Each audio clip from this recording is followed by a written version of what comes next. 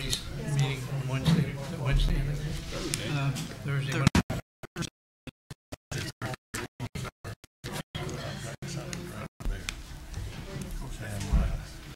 I got a bladder infection. You're working.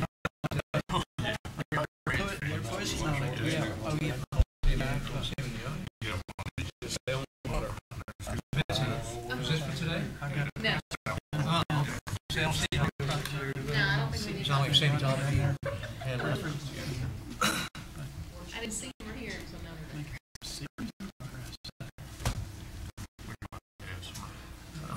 My phone, make sure we shut off.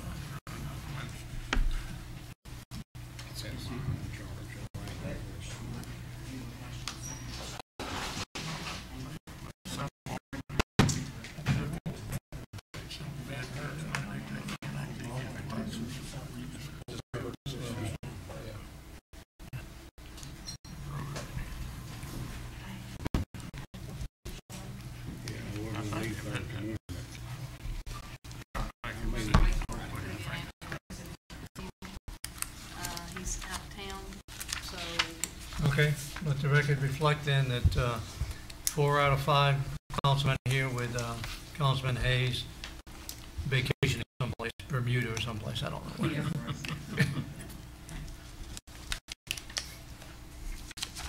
If I understand you right, Madam Clerk, the number 6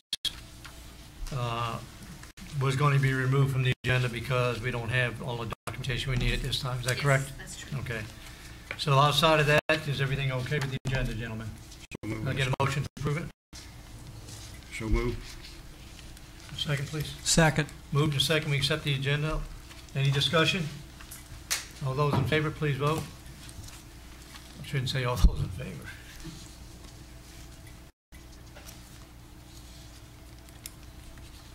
All right, 4 yes and 1 absent. Okay, so we move right along to the discussion approval of council member attendance at the annual League of Cities Conference. Madam Clerk, would you like to lead the discussion, please? I would, but you need to do item 5 first. Yeah, that's what happens when you run around at the last minute. Is there anybody in the audience would like to address anything on tonight's agenda? Anybody in the audience like to address anything that's on tonight's agenda? I don't see anybody. We'll move on to item number 6. Now, Madam Clerk, if you would. As you all know, the League of Cities Conference, and I put all the paperwork in your packet and on the website about the League of Cities Conference in August. It goes from August the 14th, I believe, through the 19th, or 15th through the 19th.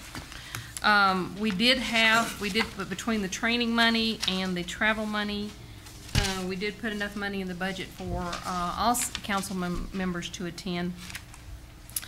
We have heard from 2 that they want to come in on Tuesday night to attend the medical marijuana seminar that is, I believe, being held on Wednesday.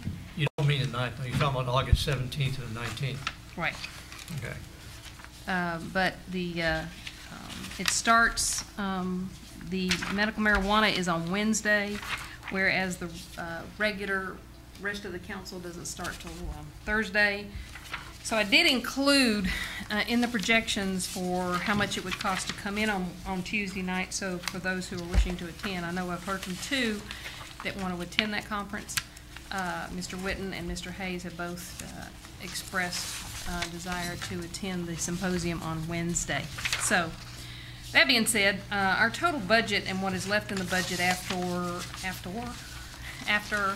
reimbursements from your Mr. Witten's emo travel and what we budgeted, there's about $12,979 in the budget for all 5 members to attend.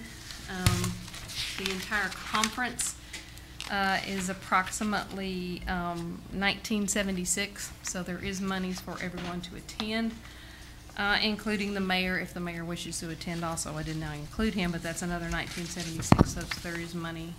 We did not put it in the mayor's budget, but there is money in the council travel budget for the mayor to attend if he wishes to. I do intend to attend.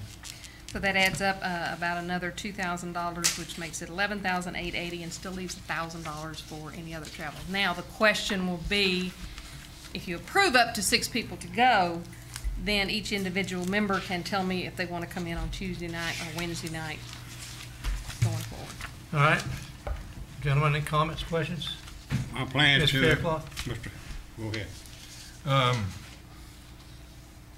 I have some health issues coming up, and I don't know if I'll be able to attend or not. So at this time, I'm going to say no. Okay. Okay. Mr. President. Yes, Mr. Blocker. I intend to arrive Thursday. You can get it out for all of us. Yes, that's what I was thinking. Yeah. So you're gonna, Okay. you come in on Wednesday night or come in on Thursday? I come in on Thursday. Okay. Save that night. Mr. Cox? I want to attend the standard conference times. So come in on Wednesday and register on Thursday? Yes. Okay. And, Okay, and that has Mr. Hates and me coming in Tuesday. on Tuesday, registering on Wednesday for that one-day conference. Okay. The only thing I would say on page 1 of the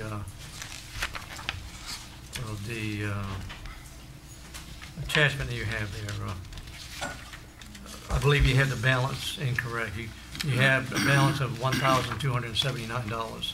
I believe it's $12,700. 12,000. That's right. Yeah, your breakdown sheet has the correct Yeah, amount. it is on the breakdown sheet, but this sheet didn't. And Mr. Mayor, you said you don't intend to go? I am going. You are going, So okay. there will be All right. funds to do that, okay. I'll be arriving on Wednesday evening, and I will be leaving early Saturday morning. Okay. Okay. That'll bring the cost down just a little bit too when you take out the 2 day, that Wednesday for everybody, so. Okay. We can go ahead and make reservations at the hotel. We can't make reservations at the hotels till we make reservations for the conference. So I'll make reservations for the conference based on this, because they don't send you the confirmation number to make the hotel reservations until you register for the conference. The only thing I'll need to know is who's taking their wife. Because we will have to prepay that and bill you. Say that again, make sure on. If you're taking Mrs. Blocker. She's the boss. Because Yes. we do have to make those reservations at the same time. Yes. Okay. What's the prepay amount? Is it the 125 as a guess? 125 for the thing, I'll bill you on. Yeah. Almost my mouse is locked up. Okay, could I have action from the council then, please?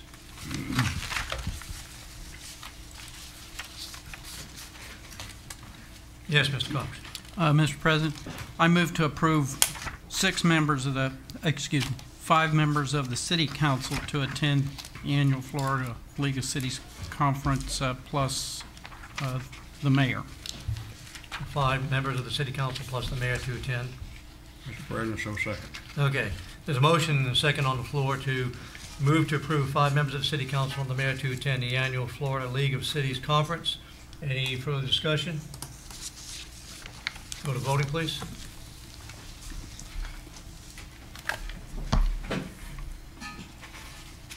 What's going on here? Guess we need Mama over there, huh? His battery's getting weak, it doesn't want to work from over here. Go to I take my house.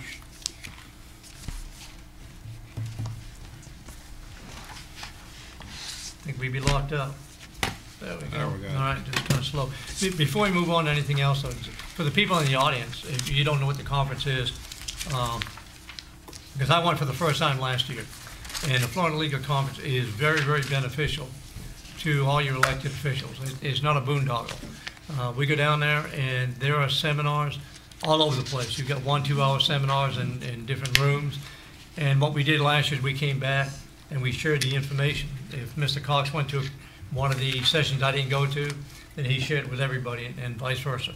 It's very, very beneficial to help us make sure we're doing the right things in operating this city. So you're all getting your money's worth. We'll make sure you know that.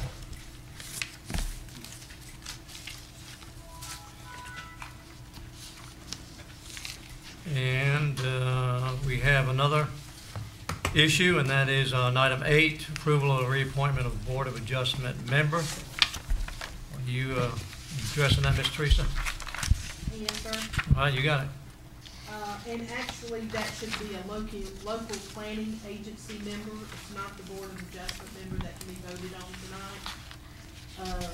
I didn't notice it until after y'all approved the agenda. So The if we BOA move might be, forward- next month, right? Yeah, BOA Okay. will be at the next So thi- meeting. Okay, all right. Okay, so if there's an objection in changing that to the local planning member, I will bring it back on the 10th of July for you to select him. It's a reappointment of Mike Carroll. It's Mr. Walker's Right. Right. prerogative. Mr. Carroll has served very admirably on our LPA board. He usually never misses a meeting. He's very open and looks at the plans very thoroughly through the codes. So he's an asset to our board. But he would be, he has consented for the reappointment. So if that is something we wish to handle tonight, Mr. Walker would need to present that. Mr. Blocker, you're Mr. President, I'd like to reappoint Mike Carroll. Mike Carroll as that position, as he currently is. does that need concurrence of the council or just his reappointment? No, Should sir, make it's a motion. It's a Make motion. a motion. Motion. Okay, make a motion. Okay. Have a motion to reappoint Mike Carroll to the LPA. Can I get a second? Second. A motion second to reappoint Mike Carroll to the local planning agency. Any discussion? Please vote.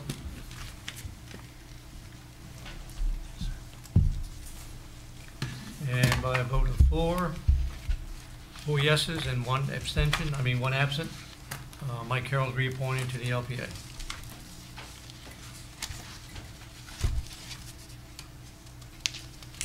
At this time, I'll take any comments from the audience about anything you want to talk to us about. Any comments from the audience?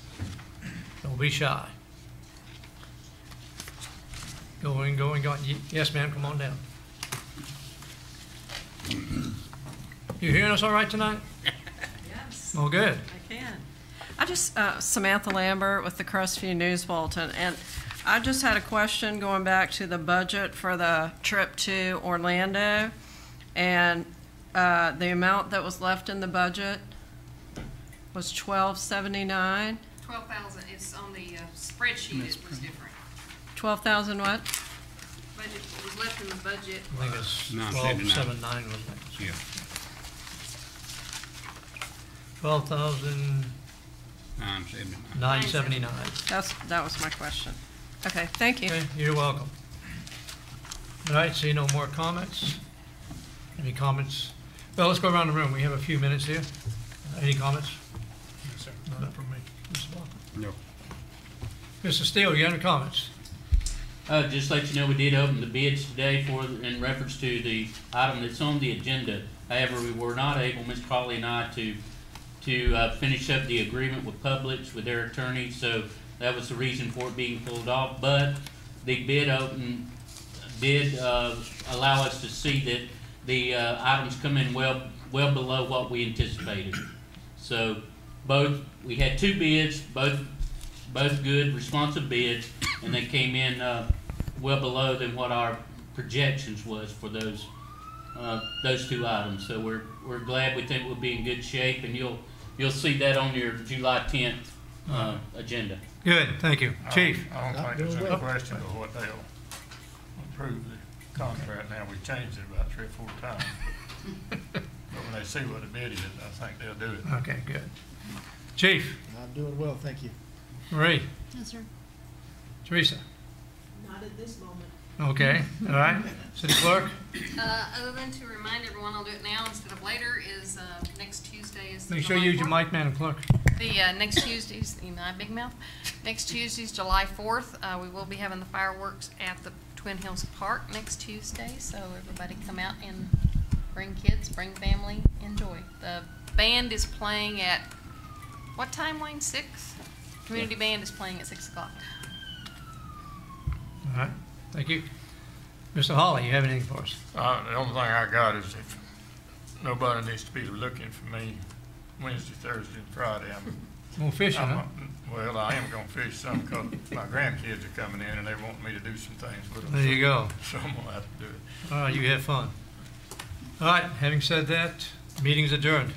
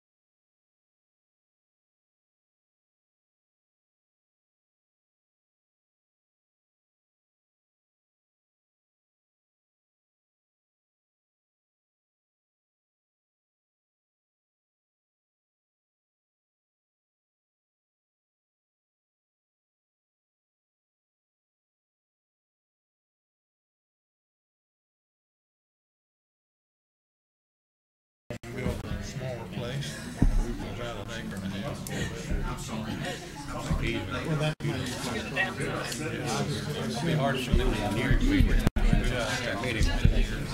got stainless steel Nelson waterers and real automatic waterers and all the stalls and out in the quality pasture. Every single piece of property is there. I think you gotta put it in the right, I don't think your realtors, because there's certain sites that are just basically for equestrian type property. You know what I thought about doing? I thought about finding who has billboards on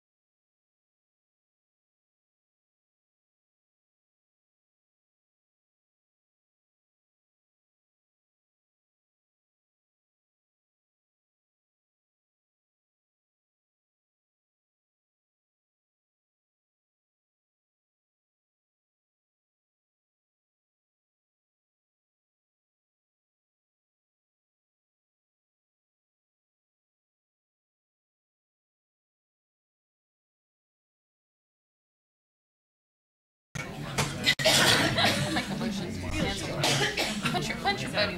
I gotta clear most of them. Oh, no. No fun time. That's right. You'll see it. I mean, I got a handful of them looking at right here. Equestrian property. That's the only one. Welcome, everyone, to our budget workshop. Had to look at the title, make sure what meeting we're in, because we have several here this evening. And at this time, I would ask that you silence any electronic devices you might have. And if you care to speak to us this evening, fill out a yellow card by the front door and get it to the city clerk, and we'll let you come up and have some time with us. At the same time, I'd like to welcome Commissioner Fountain out there in the audience. Thank you for coming. Appreciate it. And here I'm going to ask you to do an instant replay and do the Pledge of Allegiance again. I pledge allegiance to the flag of the United States of America and to the republic for which it stands, one nation, under God, indivisible, with liberty and justice for all. Thank you. Done good. Done good, that man. I have to do it one more time. Workshop is open. We don't need to sign in because we can't get to vote at workshops. But I will ask at this time if the council is approving the agenda for tonight's meeting. So moved. Got a motion? Second. Motion second to approve tonight's agenda and discussion. All right, it's approved. Anybody in the audience would like to speak to us this evening on the one agenda item that we have, which is the budget presentation by the city clerk? Does anybody in the audience like to speak to us this evening about the one agenda item? If not, we will move on, and we will call the city clerk to do that budget presentation. Very short and sweet this evening. As you can see on the agenda page, it says all numbers are very preliminary, very fluid, and may be updated at the meeting. So I have given department heads the latest update. The latest update in the box. I gave the press the latest update. And this is where we stand right now. In the general fund, I've had meetings with most of you to go over the book. And I know I have sent you pages, but if you will bring me your book and your pages, I will be happy to update them for you. Right now, they're very short and sweet. Right now in the general fund, with all requests, and I mean all requests that have been asked for, even the one I got this morning, we're out about $127,000 in the general fund. However, that number does not include contingency or cash carry forward. Ms. Toussaint has been running numbers the entire weekend, trying to figure out what they are. And it looks like at this point, barring you gentlemen spending any more of our contingency money we have now, or a hurricane, please, we will have about 1.3 to 1.4 million dollars to put in the contingency in the general fund for next year. So we are in decent shape in the general fund, as of this moment, barring anything weird happening, like hurricanes. Everybody, you know, if you see a storm, turn around and close out. In the utility fund, there's not a lot of cash carry forward.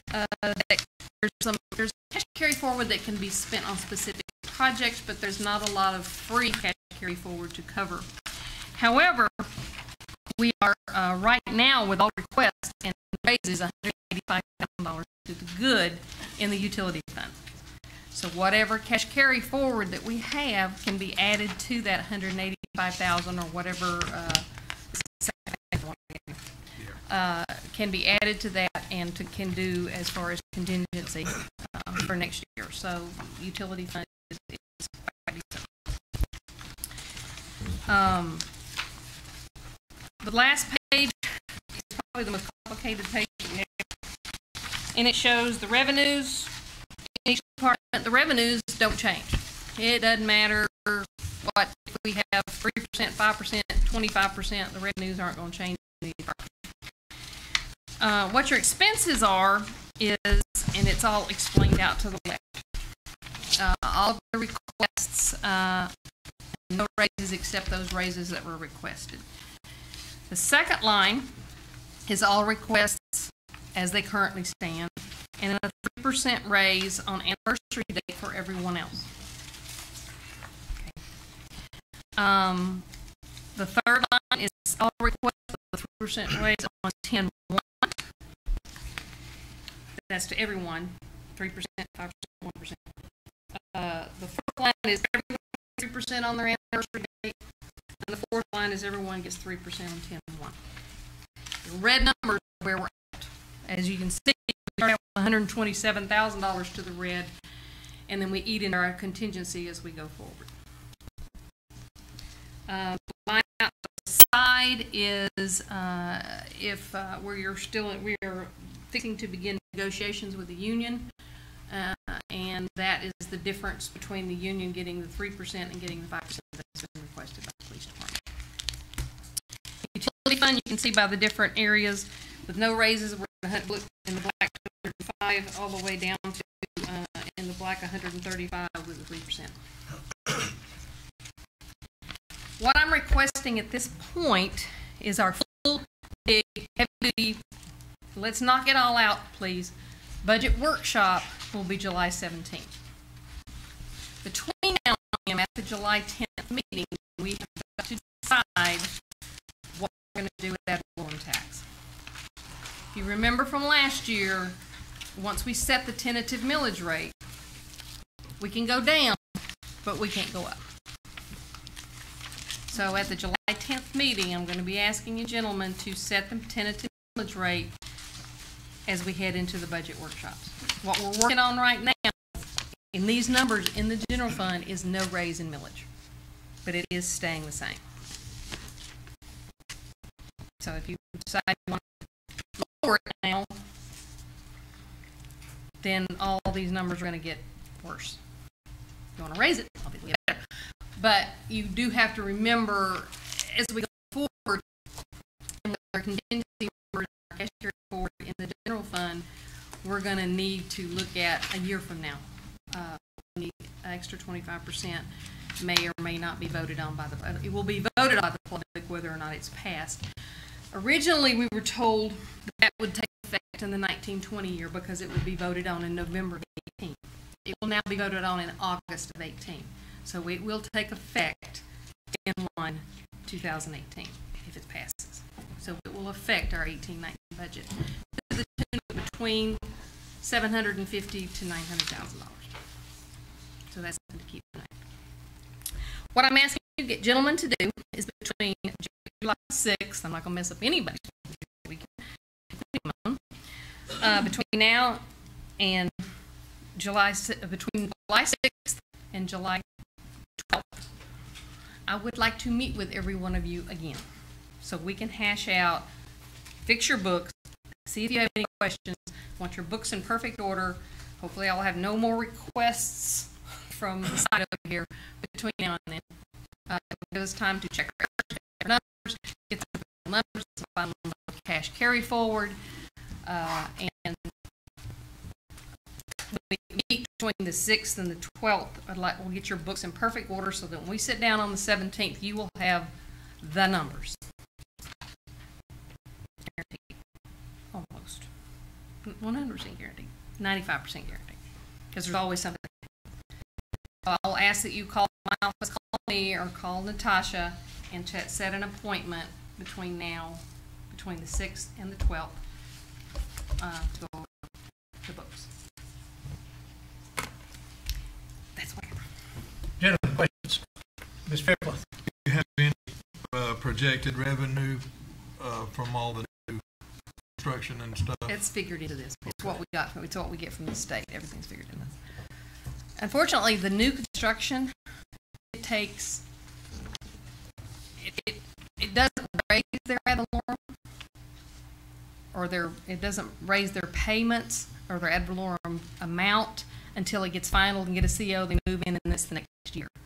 So it's for the time they break ground, it's a good 18 months to 2 years before you ever see that revenue increase based on commercial businesses. But this is based on the numbers we've gotten from the state, from the tax collector's office right now, and projections. I did a preliminary on when we first started this process 2 months ago, and then I got the numbers from the tax collector's office, from the property appraiser's office, and I think there's $15,000 difference between what I projected and what they sent me. It's about 3.1% increase is what they're projecting for us. Next year, with the new construction, hopefully that will go up, but again, we could lose. We won't lose any construction ad valorem, but we could lose residential ad valorem.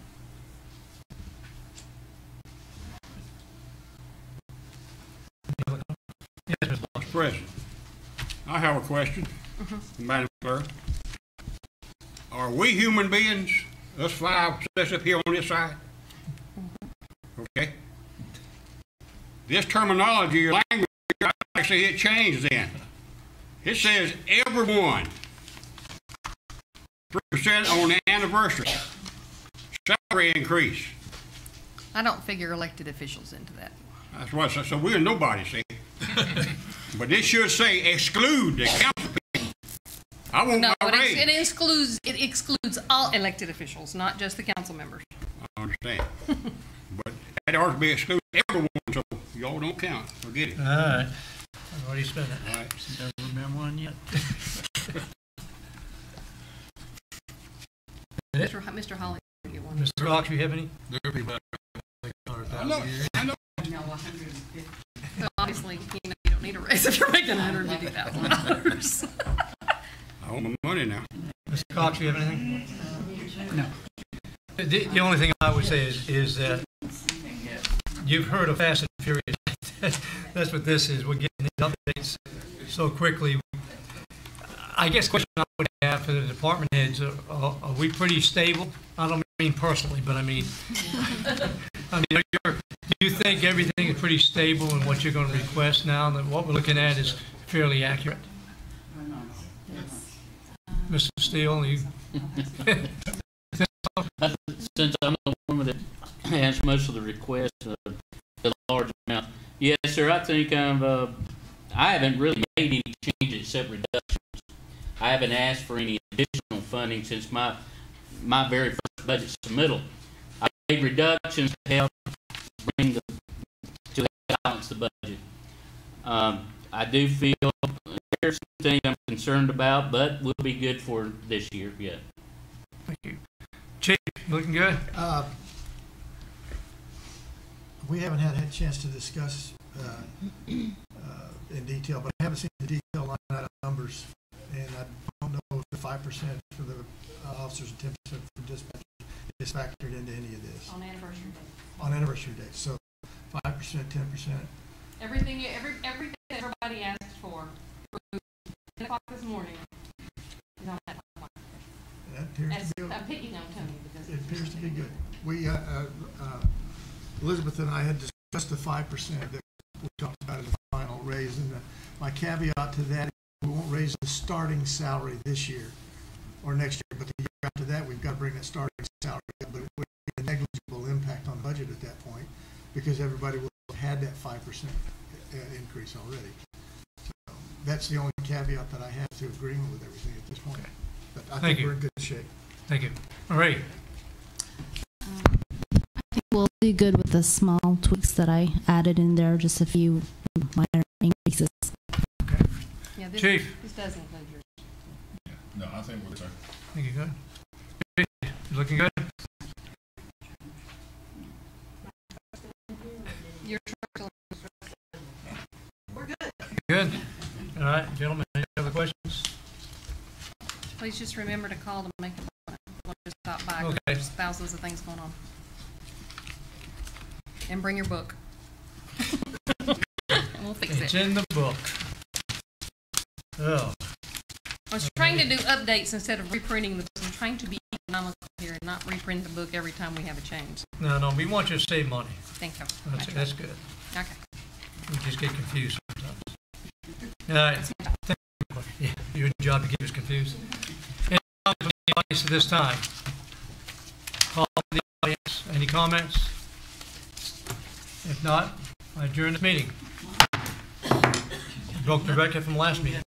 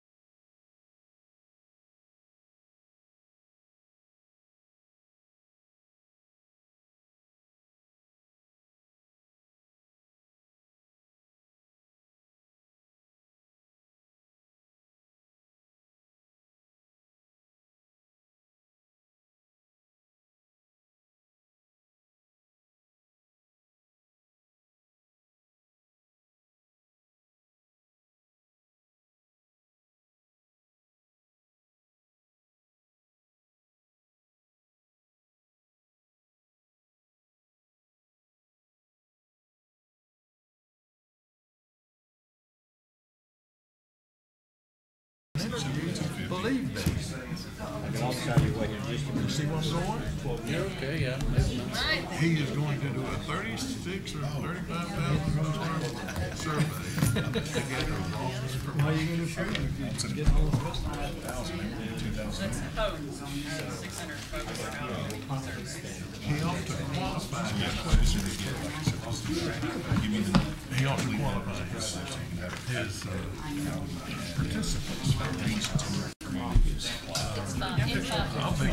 We say this every meeting. Every meeting we say we have to fix the clock. I've got 5:30 tomorrow.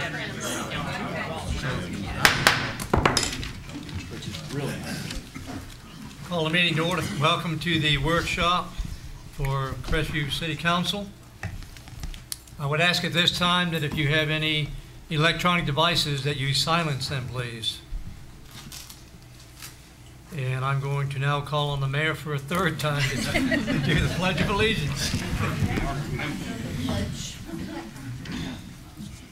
I pledge allegiance to the flag of the United States of America and to the republic for which it stands, one nation, under God, indivisible, with liberty and justice for all.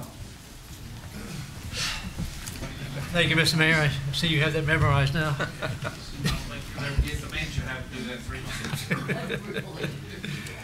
Our workshop is now in order, and I ask if the council is satisfied with the agenda that we have. If so, I'd like action. Mr. President, so moved that we accept it. Okay. Second. Motion second to approve the agenda is written. Any discussion? Please indicate by raising your right hand. Agenda is approved, 4-0, 1 absent. Okay. At this time, I would call on the public, if there's anybody in the audience that would like to speak on any item that we have on tonight's agenda. Hopefully you filled out a yellow card, but if not, we'll let you come up anyway. If anybody in the audience would like to speak to the council this evening about any agenda on the workshop, I ask you to identify yourself this time. Seeing no one, I'm going to move on to a special presentation by the Crestview Historic Preservation Board.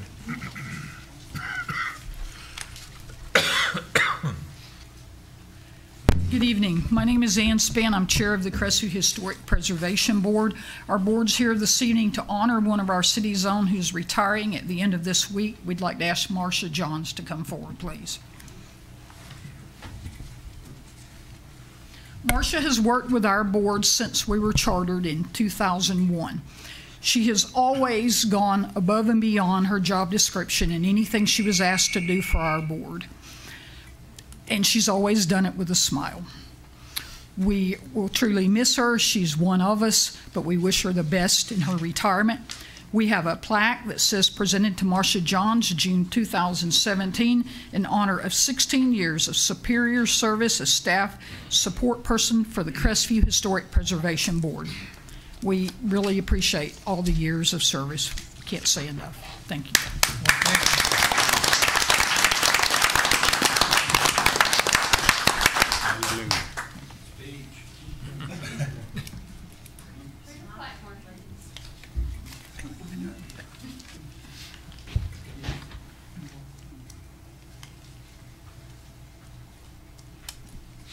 Thank you. Thank you, Ann. I was supposed to do this for her, my follow-up work. Thank goodness I don't do this for a living.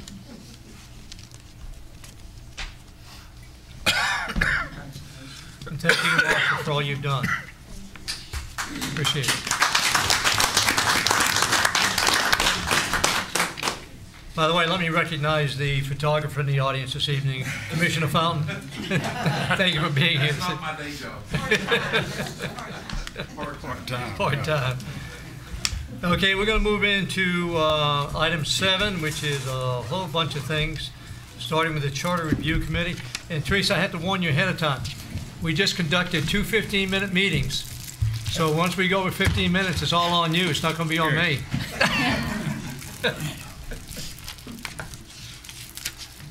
You know I'm just kidding. I wouldn't say it unless I meant it. Well, you know me, when I'm trying to read some of this documentation, I can read very fast. I don't know what comes out, but it's very fast. We just wanted to update the board with the status of a lot of projects that are going on. The Charter Review Committee met on June 13th at 6 p.m. for an orientation meeting here in council chambers at City Hall, and they have approved dates for their first 6 meetings. The next one will be June 29th at 6 o'clock here in the council chamber, and the public is invited to be there. We have a list of these posted on several places, but however, we'll read them into the record. June 13th, 2017 at 6 o'clock. You mean July 13th? July 13th, sorry. We don't get too fast. All right. Okay, August 3rd, August 17th, and August 31st, and September 7th. All meetings are held at 6 o'clock with a 1.5 hour time span being desired by the board. Like I said, all meetings are open to the public and are held here at the council chambers. Do I just flow into item B? Yes, continue on. Item B. Until I hold up the stop sign. Okay. 14 minutes? Okay. Item B, the 2017 CRA plan update, reflecting our history, planning our future. The 2017 Community Redevelopment Agency's Comprehensive Master Plan, which updates programs and projects. They include the area master plan for the CRA district, and this was approved for conformity with the comprehensive plan of the city 2020 by the local planning agency, and they recommend adoption of this plan. On the upcoming meeting, we will provide an ordinance for the board to pass at that particular time. And you should have a copy of the plan in your offices by July 3rd. It is a very large document, and it is required for each of the commissioners to have a copy of it, and of course you will retain that in your city office. The next meeting for the CRA board is July 11th at 5 p.m. here in the council chambers. Item C. Have you published that yet? It goes out to be in the paper on Wednesday. Wednesday? Okay, thank you. Okay. We have a general list of all meetings that are going to be held for July, August, and of course the charter reviews meeting that's pre-planned for September. Board shortages. The Board of Adjustment. Mr. Whitten, you have a reappointee for Harry LaBeouf. Mr. Faircloth, you have an open position. We do have a candidate that come in last Friday and was it Friday that spoke with the mayor and has volunteered for that Board of Adjustment position. We will give you his contact so that you can interview him and feel confident with it. The Code Enforcement Board, Mr. Faircloth, the mayor, and Mr. Hayes have open positions. Mr. Cox has a present board member that position that he also will need to attend to. The Planning and Zoning Board also meets as the local planning agency. Mr. Whitten, you have an open position expected with the resignation of Eric Davis. Mr. Davis stated in the June 20th LPA meeting that he will need to resign his position the first week in July. As you know, his wife was transferred over out of town, out of county. So they have was buying property midway, put his house up for sale, figured it would sell in 6-8 months, and it sold in 3 days. Crestview is growing and they're needing homes. So this was sort of a surprise, but he will be tendering his resignation there. We also have an open position by the council at general. Robert Carroll resigned. He is with one of the Air Force, I guess, groups or whatever. He doesn't really say because he only has like a code word for it. He is out of town, has greatly increased in conjunction with his assignment in the aerial field, and therefore he cannot attend regular meetings, and he asked to be replaced. But it says we have a candidate, right? We have one candidate, we have another prospective candidate. So we will vet those and put them before you. Can I ask a question? Yes, Mr. Mayor. Do we have any of our committees that do not require city residency? I was asked that earlier this evening. Preservation Board. I was going to say the president, I think that's the only one. There has been so many of our committees that have been stood down. If you go through, I would have to double check just to make sure. I think all the rest of them require in-city, and they also require your financial statements and stuff. Thank you. Okay. Mr. Blocker, you had a comment? Yeah, I did have a question. I asked Teresa on this thing here. I noticed here on our paper that there hasn't been a meeting of our code enforcement board since back in 13. Yeah, Was that November. just cause or a reason we didn't have no meetings or didn't need no meetings, or is everything up to code? Yes, sir. The reason that we do not need the code enforcement board is because we are 98% compliant with code violations. The city strives for voluntary adherence, and we have succeeded in that the majority of the time. And the one that really brings us down is because we had a case in 2013. So when you're taking a 5-year average, you have to factor that in there. I want the public to hear that because I was asked that question twice. Why? Okay? So your media put that out to the public. Thank you. Yes, sir. All of these will be before you at the June 10th meeting. Item D, we are just brief. You said June meeting, you meant July. July, I'm sorry. Gentlemen, we have had quite a bit of board work to do and administrative work, and we, so far this week, have put in 80 hours, so forgive me. Revisions to the land use regulations for the City Code, Chapter 102. And we are requesting that these be scheduled along either the August 28th workshop or the September 25th workshop. Your property abatement and your property maintenance standard, we have just recently come back from the training at one of the seminars that went in depth about the International Property Maintenance Code. You know, we have mentioned this before in the meetings, and it is actually managed by the International Code Council.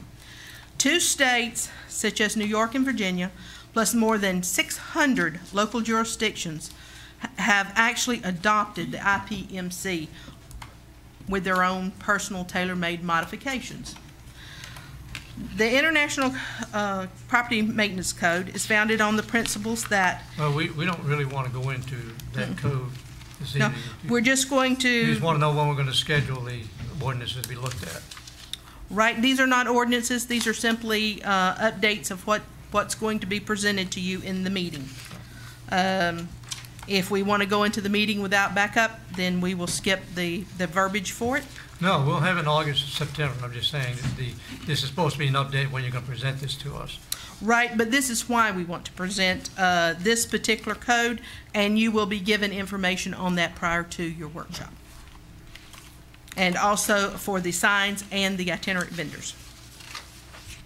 So a simple consensus of a preference of August or September.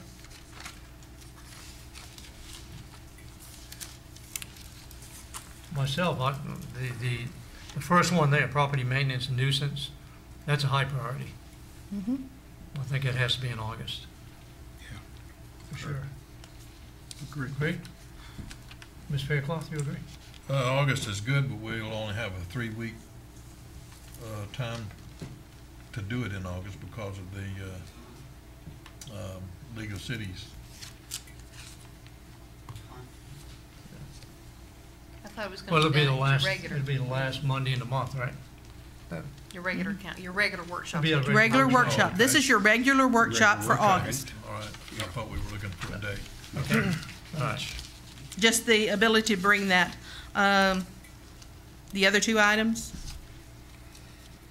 I don't know if You the- wanted that, so you want the other transferred down to September or beyond into the next fiscal year?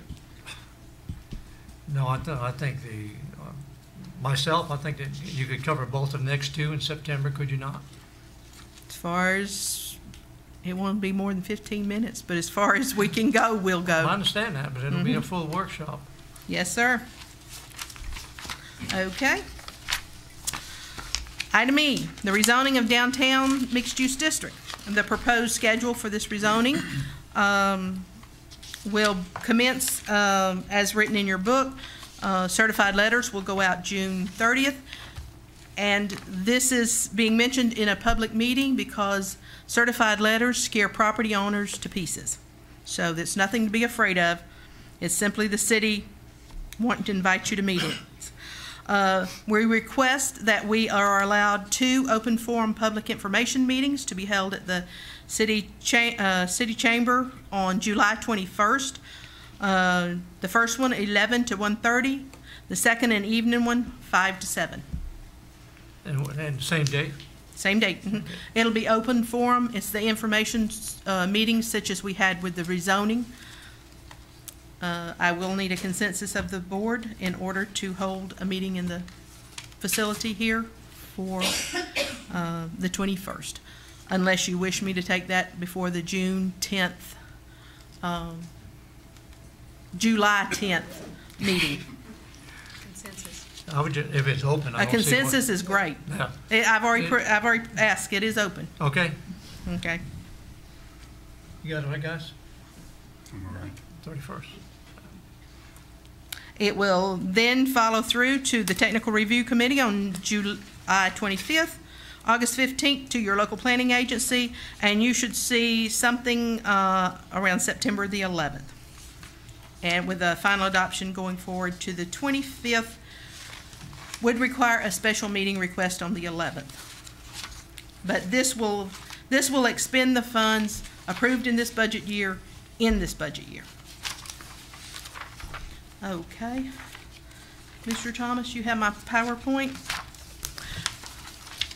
The traffic impact fee was an item that we wanted to briefly go into a little bit of detail because it is imperative that we know whether or not the board desires to increase the amount. If so, this must be accomplished by July 31st.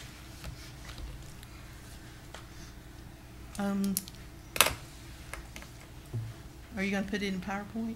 It is in PowerPoint. Can you do the view of the whole screen? The slideshow?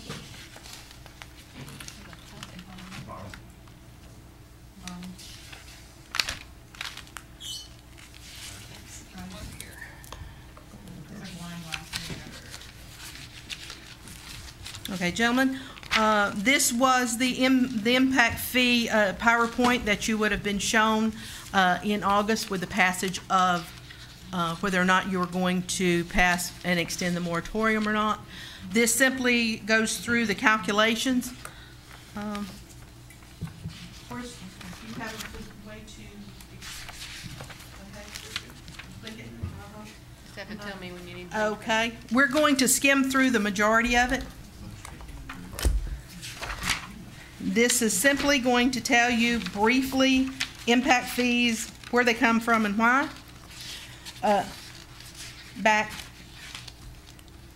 Impact fees, they are a mechanism for recovering cost of infrastructure for future development. They are sort of a proportional share cost. They're one time and they're only for new development. And the fees are earmarked for approved capital city projects. Next, please. It falls under the Florida Impact Fee Act by state statutes, and water, wastewater, roads, drainage, all can have impact fees, which you know before you that actually you'll have been approached with stormwater impact fees also. And next, please. Why impact fees? They provide an additional funding tool for infrastructure systems, and they allow for balanced funding combination that recognizes impact of growth. Next, please. An argument for fee reductions and waivers.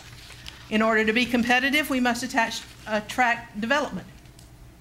Developers and businessmen will go where fees are the lowest. New housing can't compete with existing stock. New homes will not sell if the buyer has to pay fees. And they might stimulate construction and create jobs. Well, next, please. Against impact fees and waivers. Impact fees have never been shown to deteriorate growth. Development follows market opportunity, not low cost. National chains are not deterred by any fees. Industry needs good transportation networks. Funding for growth-related improvements will shrink. Reducing and waiving fees can create inequities. And builders who have paid fees, they're competing against builders who have not. Next, please. This was our chart that shows where fees have been waived.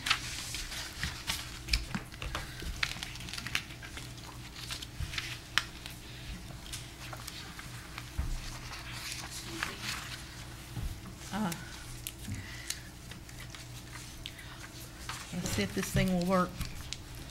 There we go. When this first came into being in 2009, we had 100% fees. That's your TAN. This is the time that from 2009 through 2012 that they've had 100% fees. Your blue up there indicates the time that your fees have been waived at 100%. This is the time, the 3-month span that they were waived, and the people paid 20% of it, 40%, 70%, and then all the TAN is back up to 100%.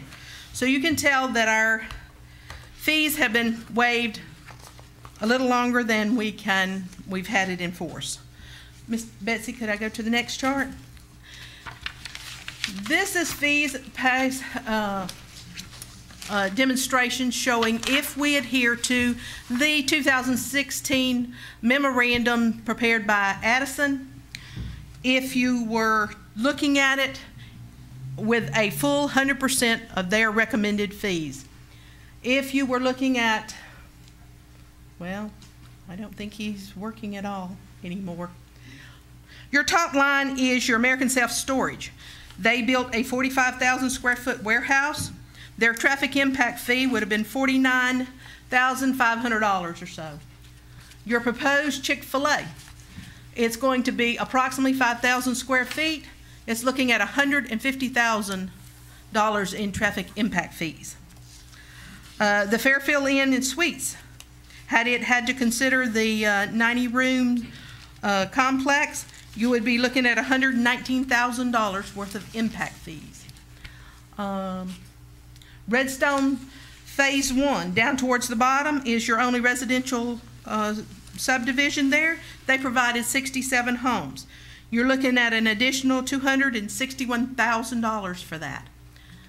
Katy Manor, which was one of our biggest attached residential development, which is not really an assisted living, but it's a retirement living. It has 102 rooms. They would have had another nearly $99,000 on top of the $500,000 worth of utility impact fees that they paid. So that's sort of a comparison if the fees were to be adjusted to the 2016 recommended level. Next, please. Next, please. This is your formula. Just so you know, we're not going to go into the detail of how you run through your rational nexus, but there is a calculation there that tells you how to do that. Your fee equals your vehicle miles traveled determined by how many trips are credited to whatever you're doing, times your cost per vehicle minus your credits. Your vehicle mile of capacity there includes your roads, plus your cost of improvements, plus any added road capacity. Your credits actually stem from fuel tax. So next please. This is simple and graphic where it shows you if you're considering a new store, you want to see how it impacts the city's road. You have to decide how many trips, what percentage of the new roads you're going to be attributed to it, distance, and that is the International Traffic Engineers, National Household Traffic Survey, and the Florida Department of Transportation. It's also used to accumulate the daily vehicle miles that they consider that necessary for that new store. Please. And we identify that hinged on our capital improvement plan, which is necessary to know what's in our capital improvement plan and the value that it's going to cost for us to construct those improvements, which will give us a cost per vehicle mile.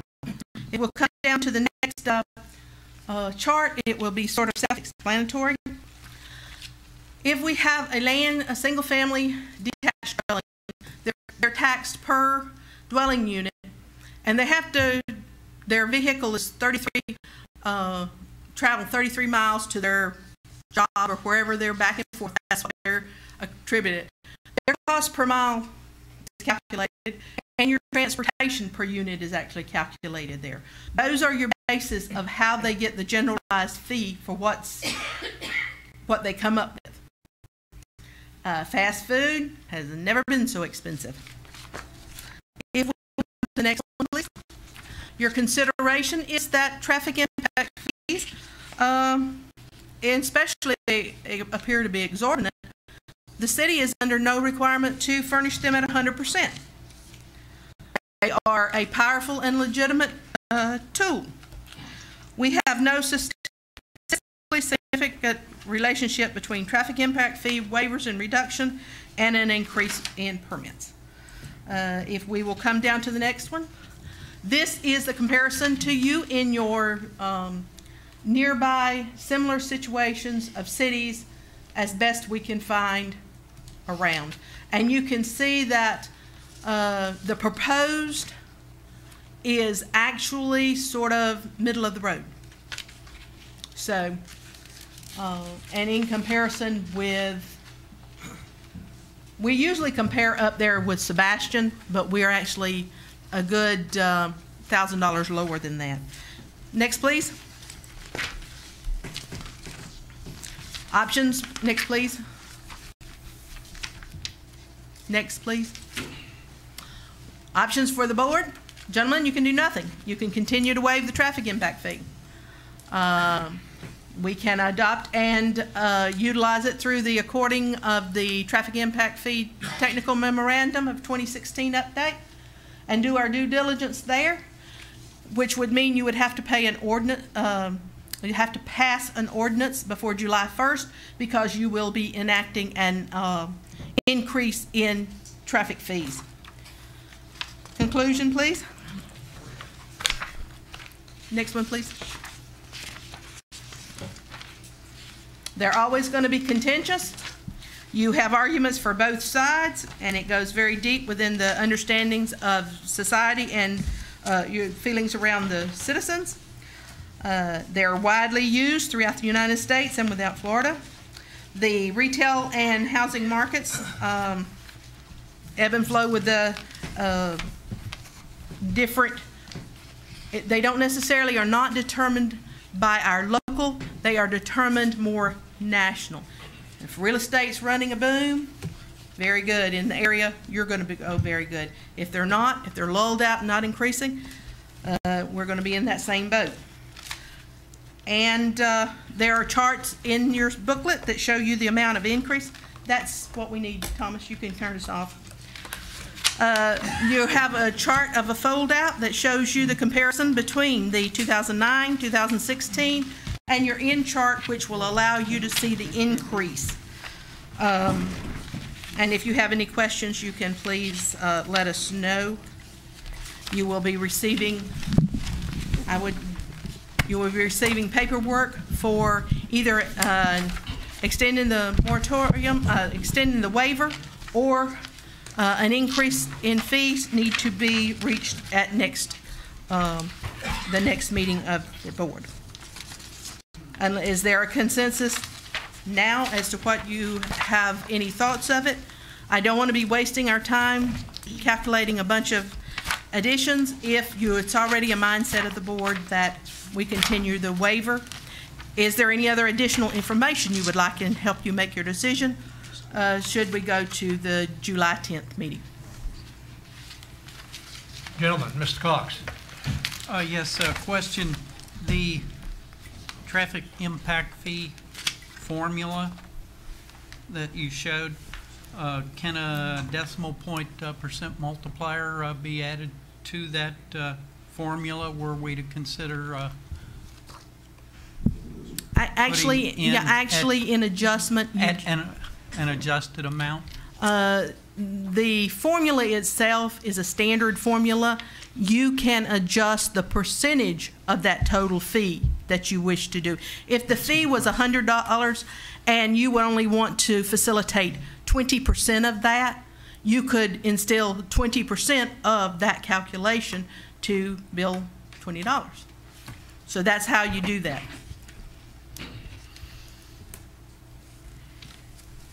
Yes, Mr. Blocker.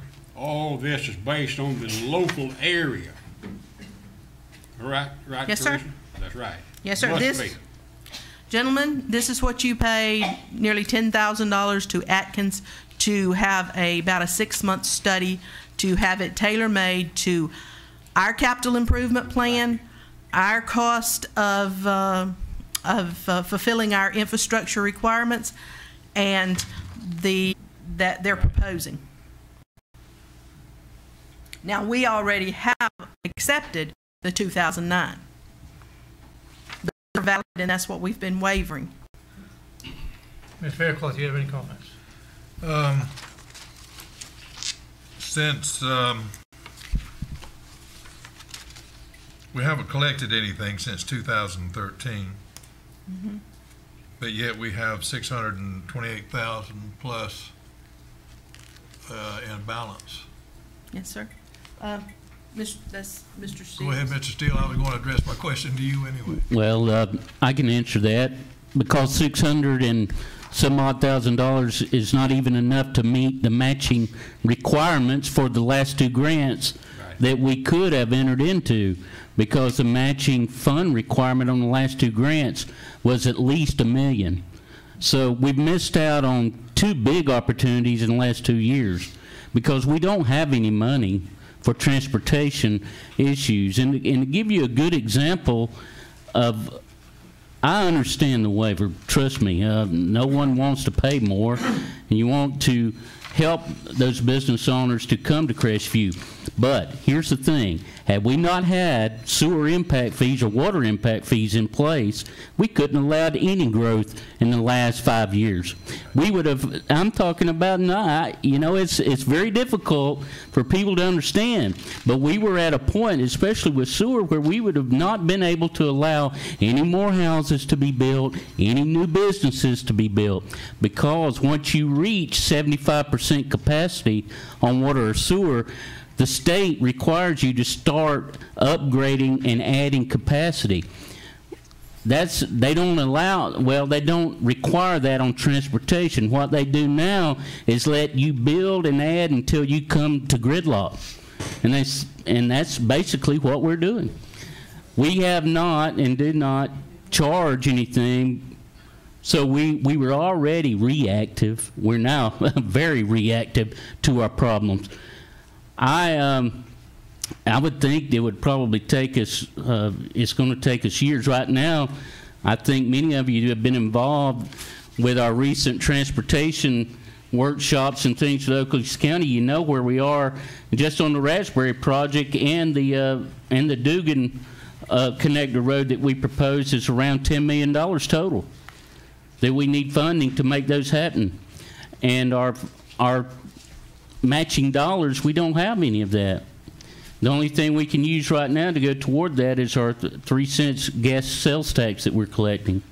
Would it take 100% impact fees, or could we get by with 50 or 20? Well, I think we need to let our capital outlay decide that. We see what our projects are that, like those two I just mentioned, and then look at the, and look at what our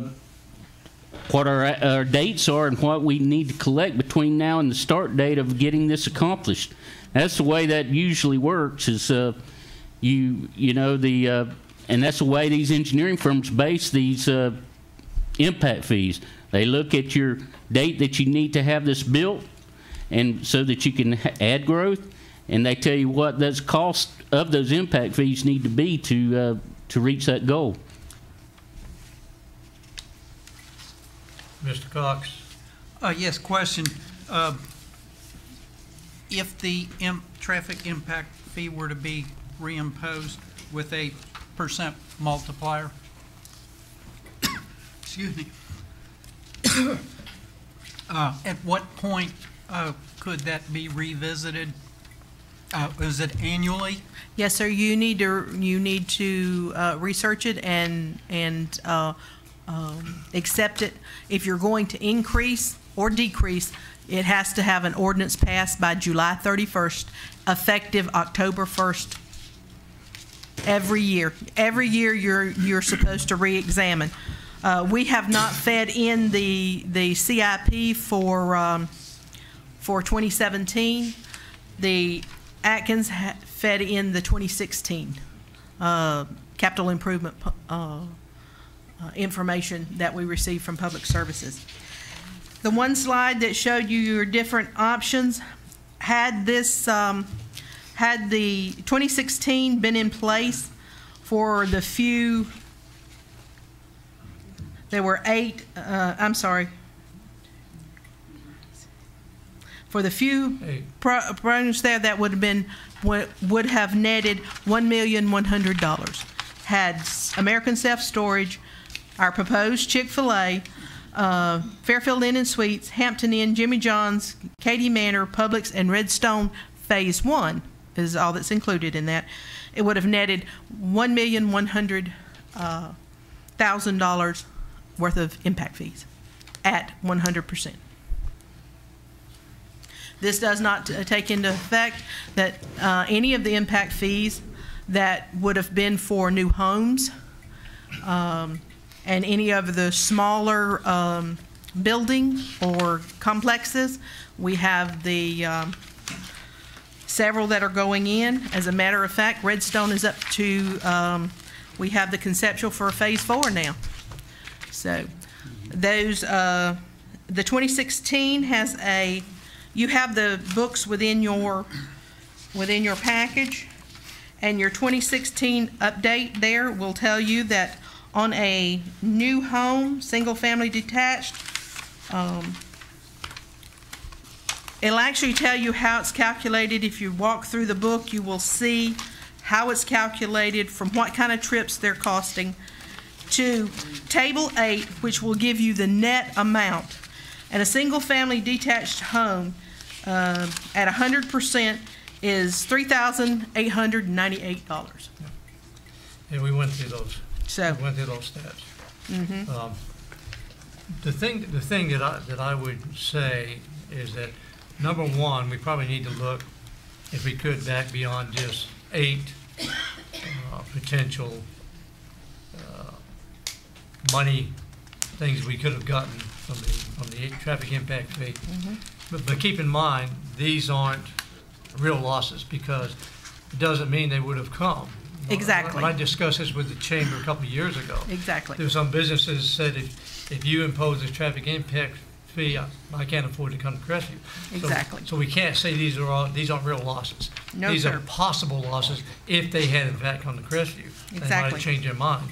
But it would not be bad to look a little bit further back than these 8 to see, how much, because it's been since what, 2013, how much we could have lost. Not that we did lose, but could have lost. And there's so much to this. We had that whole Atkins study. Mm-hmm. We have it all here. We have all this. All of us have been through this at least once, and some of us twice. maybe some 3 times. That's right. I don't know. So, but even then, there's a lot to digest, and I would just suggest that we do our homework and funnel any questions we had to Teresa to address at the next city council meeting when we will make that decision on what option we want to take. Would that be a fair thing to do at this point? Put it on the agenda and then forward any questions that you want Teresa to address at that meeting, if it hasn't been addressed this evening, after you've gone through this whole thing again. I think you're right. Yes, Mr. Cox. I agree with that, but I have a question. Should we see about if there's any consensus at reimposing the traffic impact fee at some percentage formula? It's not been done in at least 5 years now, and we keep kicking the can down the road. Well, if that's what we choose to do. Gentlemen, because this has a deadline of July 31st, I would suggest that you continue your investigation. Anything that is passed by July 31st comes with an October 1st effective date. If you are considering that, allow me to bring to the July 10th meeting on standby an ordinance that would allow for the allocation of the impact fee at its present 2009 level. We could actually have you multiple choice, and you could pick out which one you want. You just do blank percentage. Just blank for the blank, either the 2019 or the 2009 or the 2016 date, and we could use that for July 10th's first reading of an ordinance. You will have to agree to have a special meeting for the July workshop in front of it, or have a meeting on July 31st, I think is also a Monday, in order to pass that ordinance, in order for it to be valid to have the impact fees to commence again at a level that you can control. You can always effectively, if you decide in August or September that you decide you want to do something different, you can then in turn pass an ordinance that will adjust that. Mr. Cox, you have a question? Yes, clarification, Teresa, does that mean you would be presenting a matrix chart with possible percentage, just multiplier to the full formula?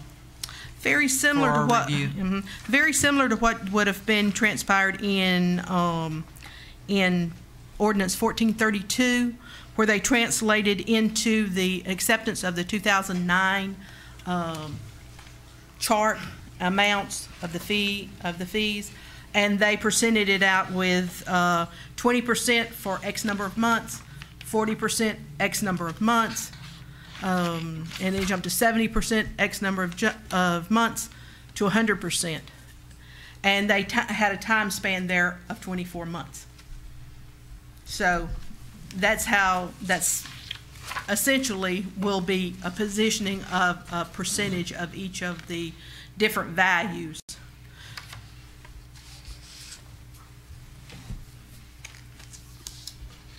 Gentlemen, we have a consensus then to go ahead. Mr. Whitten. Yes, Mr. Steele. I have a question.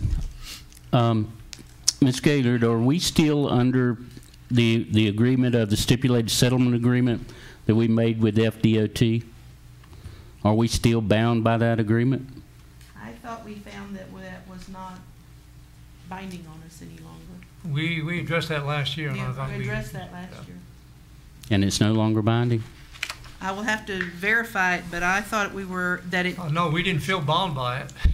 I know that the proportionate fair share wasn't, but proportionate fair share is But I thought the stipulated settlement agreement was in force until, I was under the impression it was still in force. But if it is, that's something that needs to be considered, because we have an obligation because of that. Even though we ignored it and waived the fees, I think the state has a unique position there to come back in and shut us down and say they'll no longer allow us to allow any new businesses being built on Highway 85 like they did 10 years ago. Well, in our research in order to bring it back, we will bring back that information also. Okay, thank you. That will be part of the information presented to them. Just want to be careful. That's. Okay. Yes, Mr. Fairclough. We're talking about doing some further study and research. The only question I have wouldn't change for any research, and that is, and I argued this, I think, when we voted on the to waive impact fees last time we did that, was that, and I read the pros and cons, but of these 8 businesses listed, do we have any information as to whether or not they would have not come if we had impact fees in place? That is one of the first questions in our pre-apps. We don't know, as, who was it, Joe Biden or one of the politicians in Washington said, we don't know what we don't know. That's right. We don't know what we don't know, but I do know that when we sit down with businesses in the pre-apps, when they're doing their due diligence to see if development within the city is feasible for their business model, one of the first questions is, what are your impact fees? Right now we have water, sewer, and life safety. The traffic impact fee is actually at this current time waived, and that is what we give to our that's our response. Well, for a big business like Chick-fil-A paying $150,000, that's probably expected by them. But in a franchise owner like Jimmy John's, $15,000 may stop his business from opening. Exactly. So what do you do? I don't know. I agree with Mr. Cox that if we do bring them back, it should be at a percentage. You said we had, what, 20% in 2009? Yeah. And we still made 112,000. Part of 2009 was at 100%. It is in your booklet there. It'll show you how many months. About 6 months you had 100% fees. Oh, I see. Okay, that's the tan part. Mm-hmm. The tan is the 100%. The yellow is proportional, getting darker as it gets higher. Your blue is when it was completely waived.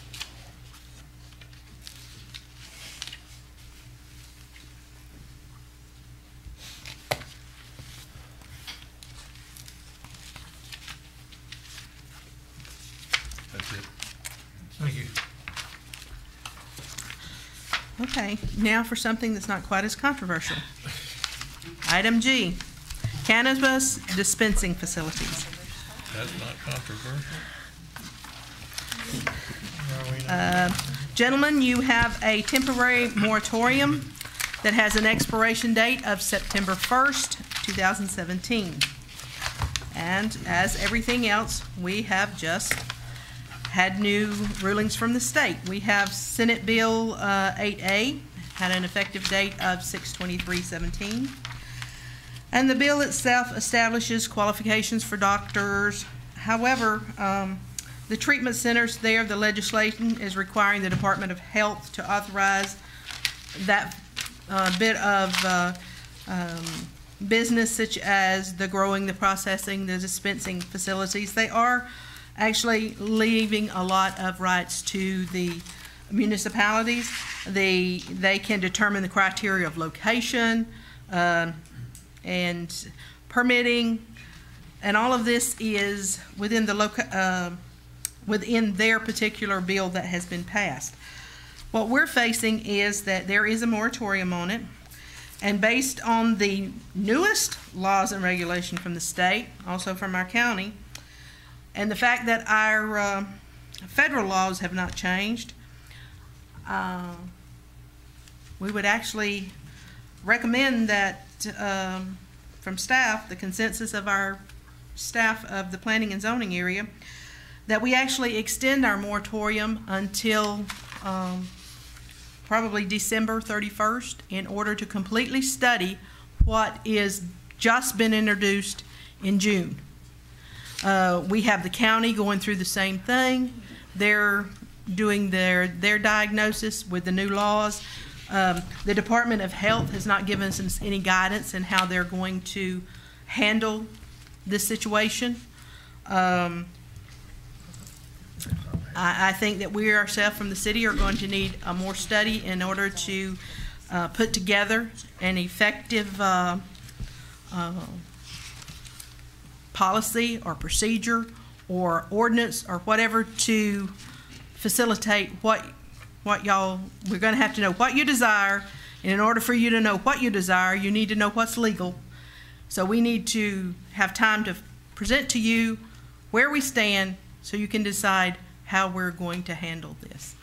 And with all the laws changing in June, that's the reason we put off to September 1st. However, what we need to do is I need to, where's my dates? I need to bring to you a first reading on the first meeting in August, which August the 14th, we would need to bring you a first reading. If you have a consensus of what you want us to proceed with, we will either organize a level of study or we will give you the first best guess scenario of how to handle it with zoning laws and state laws. But like I say, the states just updated their regulations. They don't have policies and procedures yet. And the fact that the federal is still against federal law. So I'm looking at direction of how you want me to proceed. But I will need to bring you something to be, an ordinance to be passed on August 14th so that you can have August the 14th, you can have a workshop August the 28th, and you can have something in place by September 11th. Before I ask for a consensus, what I would like to do is maybe go out of order here and ask Commissioner Fountain if he'd be willing to give us a little briefing on the stand of the county, where we are right now with the county. You don't mind that, Commissioner? No, I don't mind that at all. I didn't think you would. And I hate to say this, but I'm a little bit confused what I just heard. The bill that the governor just signed, the final bill, does not give counties and cities any authority to regulate it at all. You either have an option to ban it totally, which goes against 81% of our voters in the county or in the state and 71% in our county, or you can do no regulations on the ordinance or on the stuff except for whatever you would do for a normal drugstore. Like you cannot limit them in your city or county. You cannot, like we had a draft ordinance that said they couldn't be any closer than 1,000 feet apart. You can't do that. Basically, all you can do is however you license or permit a building of a drugstore, you can put that on them, but that is it. And we have redone our ordinance, and we will have our final hearing on that in probably about 4 weeks. And in that one, we will match the state law, and basically they can put them anywhere in the county they want to, as many as they want to, as long as they meet the requirements of a drugstore. When you say the county, you mean unincorporated? Unincorporated areas. Now, each city will decide how y'all want to do it within the incorporated city limits, but unfortunately, the thing about limiting them or even having code enforcement of where you can put them in what neighborhoods, whatever, that is gone. The bill, they actually preempted cities and counties exactly. Now, she may be reading the original bill, not the one he just signed, because, you know, at the end of special session, they redid it again. So really, we as a county and a city don't have much recourse. It's here, and unless you decide to ban it totally. But, you know, well, I can't speak for the other commissioners, but it appeared from our last meeting that we would not do that. We were going to vote to support the voters of our county and our state and pass it. It is still a violation of federal law. However, we have had the information from this administration that they will not pursue it with the current Attorney General and DEA. So I have a feeling we probably won't see any enforcement of it. Will be my belief until they come up with some kind of different. There's supposed to be some bills filed this next session, not this session, but after the next break, to take care of that on the federal level to match up with the states that are doing that. So yeah, it's that's kind of where we're at on the county level. So we won't be doing anything except passing an ordinance that basically says that we will adopt state law, and it's up to them. And as long as they meet the criteria that any drugstore would meet, then they would be permitted and they would be licensed to be there. All right. So that's where we are. Thank you, Commissioner. Appreciate it. Okay, we've heard that. Okay. What's the feelings among the council members here? What do you think, Mr. Fairclough? We can't vote on anything, but is there a consensus to allow her to bring the extension back and then vote on it and let it go through or die, or what? Since it appears that the state has pretty much handcuffed us, I think that's the only thing we can do. Well, not entirely, because remember, you could ban them. You could ban them. You can't regulate them, but you can't. But you could ban them. Yeah. Yeah. Okay. Well, what Teresa proposes, I'd like to see some more information research based on the new law. And then we would vote at the next meeting whether we wanted to accept that Right. moratorium or not. Right. Okay, which brings us into the zoning area. It says. I want to hear from Mr. Baldwin Okay. first. He's got his finger up there. Okay. He finished? Yeah, I believe so. I personally, at this time, don't feel like this council ought to give a consensus on anything at this moment. Why? Because, just as we have learned, there is too many pending issues. County, state, federal, what have you. I don't like the way this language is written in this book that we got today. I think that we ought to go back and, number one, extend this moratorium to December the 31st of 2017. Number two is, I think that our language ought to include all recreational vehicles such as motorhomes, fifth wheelers, boats, trailers, etc. All of this. You're on the ordinance, Mr. Baldwin. Well, now wait a minute. We're talking marijuana here. I'm talking about that too. But let's let this language include everything that we need to do and quit this do-over business. Put everything on the table in one time, one ordinance whatsoever. But I extend this moratorium to December 31st. That's the consensus we're looking for. That's what I'm talking about. No, you just said No. that, you said we can't reach a consensus tonight because I said I don't think we should. Consensus on allowing her to move this fast. September date. She wants to bring back and renew the moratorium. That's the consensus. We do that tonight. No, we can't. We can't do vote it on it. workshop. No, you can't do it. We're in a workshop. I understand that. But get this thing together. It's too much. Mr. Cox, you have any remarks?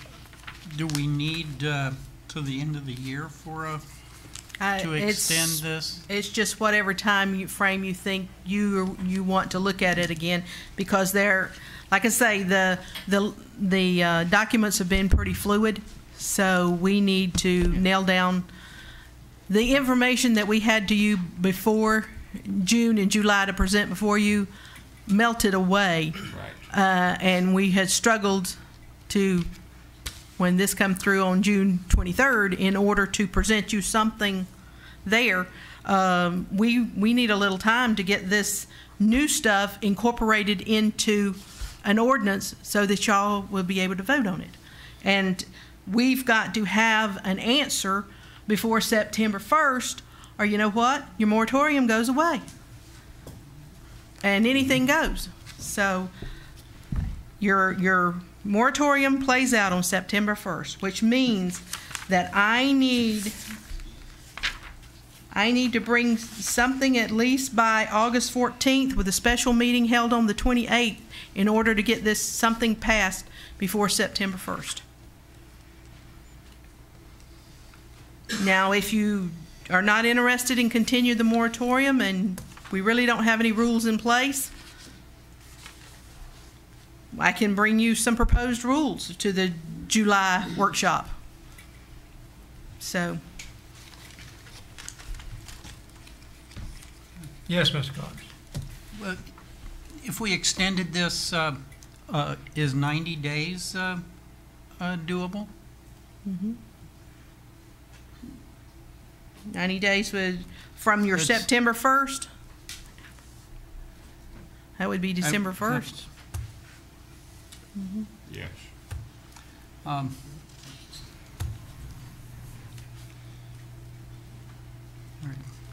Generally, what Mr. Fountain indicated, Commissioner Fountain, that the county is doing. Yeah, and they are reading from the line, a county or municipality may determine the criteria of the location of the dispensing facility so long as the location criteria and any fees associated are permitted the same or less restrictive than those determining the location and fees for permitting and citing pharmacies. Pharmacies are inside the general C1 district now, which has a broad spectrum of possibilities.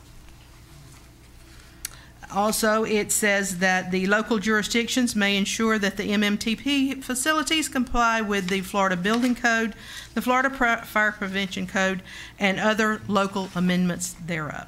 What I think what we have here is that we're not voting on this thing tonight. So the consensus is you bring the extension of the moratorium to us, and at that point we'll make a decision. Yes, we want it and we'll vote it through, or no, we don't want it. We'll make that decision at that time.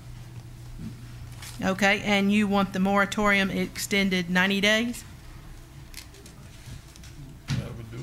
Yeah, 90 days is fine. Okay. You said this wasn't going to be contentious. All right. Where to now?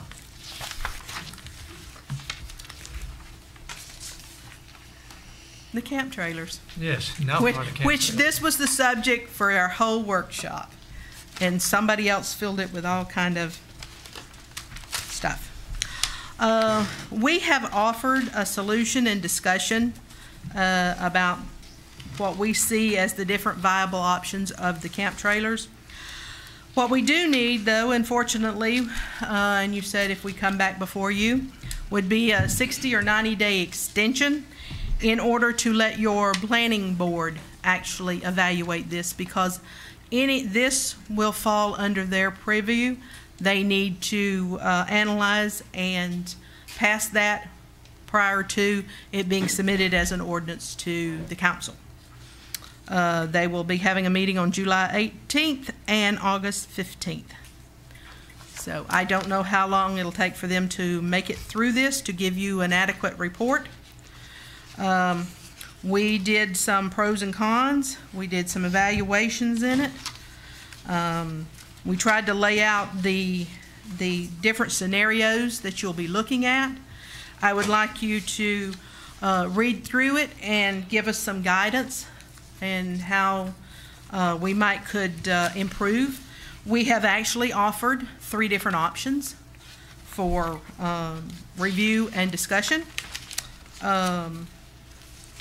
We have shown how it could actually be placed and what circumstances we could utilize.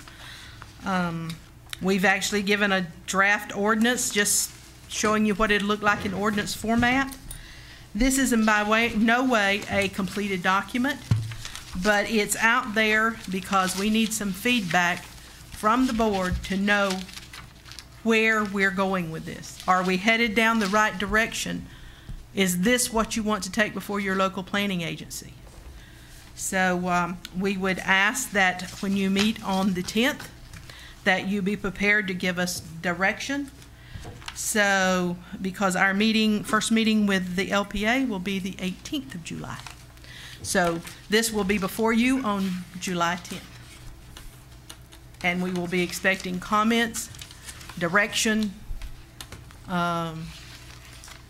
recommendations in order to lead, guide, and direct your planning board to fully evaluate it. And I need to ask Mr. Hawley a question. Mr. Hawley, the request here is for an extension. Can we do that through consensus, or do we have to wait to our city council meeting and take a vote on that extension? Well, I don't know, did you have a time frame? You had a time frame? Yeah, the 10th of July. I'm going to bring that formal request to you on the 10th of July at the meeting to extend it either 60 or 90 days. When does the moratorium expire? It expires on the 10th, right? It expires on the 10th. All right. Mm-hmm. So you don't have to make a decision. You don't have to make a decision tonight, but please be prepared to make that on the 10th. Capiche. Thank you. Thank you. Is that all you have? Oh, I'm sorry, Mr. Block has a question.